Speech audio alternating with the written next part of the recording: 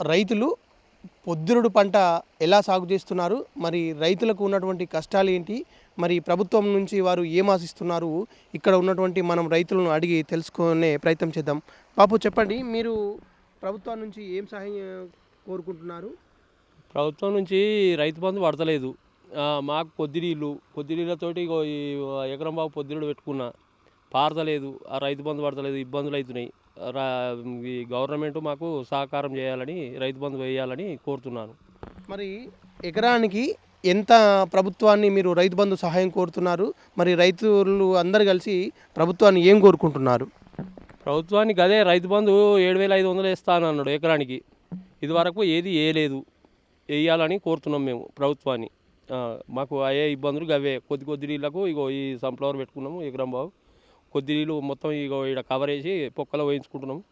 ఒక ట్యాంకీలు సుద్ధా మాకు జర లోను ఇస్తే ట్యాంకీలు కట్టుకుంటాము. మాకు చాలా ఇబ్బంది అవుతుంది. కవర్ పోడు, నీళ్ళు గుంజుడు, పొక్కల గుంజుడు, నీళ్ళు ఇబ్బంది అవుతుంది. నీళ్ళు కొద్దిగానే పోతున్నాయి. 2-3 బోర్లు ఒకసారి చేసి ఇలా పోసుకున్నాడు అవుతుంది. ఆ నీళ్ళతోటి ఇబ్బందులు అవుతున్నాయి. పారకానికి అంది పొందని నీళ్ళు అవుతున్నాయి. చాలా ఇబ్బందులు అవుతున్నాయి. ప్రభుత్వం మరి ఈ ట్యాంకులకు ఎంత మీకు సబ్సిడీ కావాలి, ఒక్కొక్క ట్యాంకు నిర్మాణానికి ఎన్ని డబ్బులు పడతాయి, మరి ప్రభుత్వాన్ని మీరు ఏం ఆశిస్తున్నారు? ప్రభుత్వాన్ని మేము ఆశించేది ఒక్కొక్క ట్యాంక్కి 2 లక్షల దాకా అవుతాయి. 2 లక్షల దాకా మాకు ఇస్తే మేము ట్యాంకీలు పోసుకుంటాం. వాళ్ళు ఓపించినా మేము ఒప్పుకుంటాం. మాకు అవసరం, మాకు డబ్బులు ఇవ్వాలని ఏం లేదు. వాళ్ళు గవర్నమెంట్ సుధా వచ్చి ఇక్కడ మేము పాయింట్ చూపిస్తాం, పాయింట్ కాడ వాళ్ళకు ట్యాంక్ పోసిపోతే మాకు ఆడికి సంతోషం. వాళ్ళు ఇక డబ్బులు మాకు ఇవ్వాలని ఏం లేదు.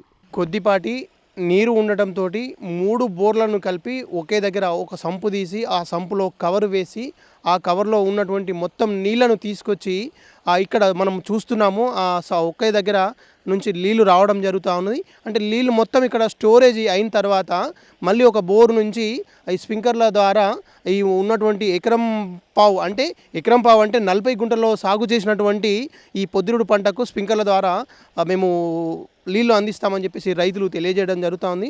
మరి ఎరువులు విత్తనాలు కొనుగోలు చేయడానికి తమకు ఎన్నో ఇబ్బందులు అవుతూ ఉన్నాయి. మరి అప్పులు తీసుకొచ్చి విత్తనాలు అలా ఎరువులు కొనుక్కొచ్చుకుంటున్నాము. మరి ప్రభుత్వం ఏదైతే తమకు చెప్పిందో 7,500 రూపాయలు ఎకరానికి చెల్లించాలని రైతులు డిమాండ్ చేస్తూ ఉన్నారు. మరి ఎన్నో సంవత్సరాల నుంచి ఈ కాయ కష్టం చేసినా తమ యొక్క బతుకులు మారడం లేదని రైతులు ఆవేదన వ్యక్తం చేస్తూ ఉన్నారు. తర్వాత అలాగే సంపులు నిర్మాణం చేసుకోవడానికి ఒక్కొక్క సంపుకు 2 లక్షల రూపాయలు అవుతాయని రైతులు తెలియజేయడం జరుగుతూ ఉన్నది. మరి ఎందుకు రైతులు నిర్మాణం చేసుకోవాలనుకుంటున్నారంటే ఈ ప్లాస్టిక్ కవర్ తోటి ఈ సంపు నిర్మాణం చేసుకుంటే దానితో కొంచెం రంధ్రాలు పడితే నీరన్ని వృధాగా పోతున్నాయని రైతులు ఆవేదన వ్యక్తం చేస్తూ ఉన్నారు. మరి ప్రభుత్వం ప్రత్యేక చొరవ తీసుకొని మాకు సంపు నిర్మాణానికి అంటే ఒక్కొక్క రైతు 2 నిర్మించుకోవచ్చు. అంటే భూమిని బట్టి ఆ నీరుని బట్టి 2 లక్షలు ఒక్కొక్క సంపుకు 2 లక్షల రూపాయలు ప్రభుత్వం ఆర్థిక సహాయం చేస్తే కనుక మేము సంపులు నిర్మాణం చేసుకోవడానికి అనుకూలంగా ఉన్నామని చెప్పేసి రైతులు తెలియజేయడం జరుగుతూ ఉన్నది.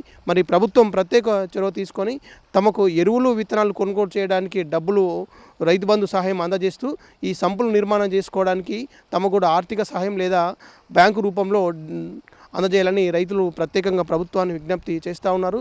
కెమెరా పర్సన్ సీనుతో SSC రిపోర్టర్ మధు.